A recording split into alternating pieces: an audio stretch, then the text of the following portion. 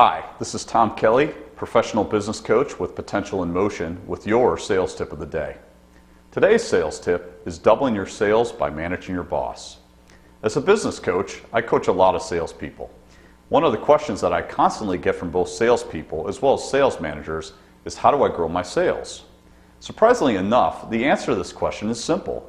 If you want to consistently grow your sales, then you need to consistently find ways to spend more time in front of your customers. Seems pretty simple, huh?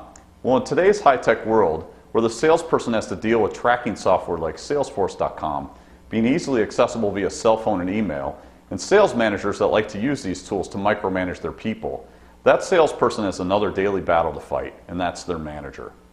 If you're a salesperson, I'm guessing that you can relate. So if you find yourself spending more and more time in the office doing busy work, responding to constant requests from your manager and other corporate people, and less time in front of your customers, then you need to learn how to manage your boss. Here are tips on how to accomplish just that. Tip number 1, have a strategic plan that your manager has agreed to.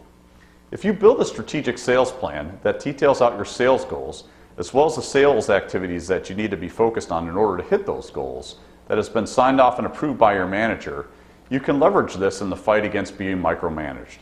If your boss believes in your plan and you are executing it, when the distractions start to creep in, you can use your plan to open up a dialogue about how the micromanagement and distractions are getting in the way of your action steps. This usually works pretty well, as you have their buy-in up front. Tip number 2 is be proactive and constantly be ahead of your boss. Similar to the first tip, the second key to eliminate the constant distractions from your manager is to be proactive and have your schedule out a couple of weeks in advance. If you have sales calls and customer visits planned out ahead of time, then it becomes hard for your manager or corporate distractions get in the way of what you're doing. The reason for this is your manager will have a hard time telling you to cancel customer meetings that are already scheduled. So if you can be proactive, this becomes your best weapon against being micromanaged. Additionally, if you are scheduled ahead of time, your boss will think that you know what you're doing and will leave you alone to do your job. Tip number 3 is learn how to say no.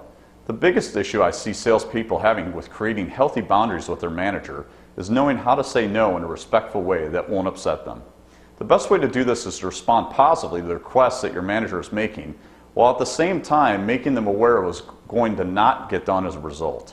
Here's a simple example. Yes, Mr. Manager, I'm more than happy to put together the spreadsheet for you. If I do that though, then I'll have to cancel my sales calls that were scheduled for this afternoon. While this may cost us some business, I'm more than happy to do so if you feel the spreadsheets are important. What would you like me to do? By doing this, you're being proactive, while at the same time presenting your manager with a choice that they will most likely not make, and that's having you cancel your sales calls. Even if they do ask you to cancel your calls, now you have a valid reason for not hitting your numbers.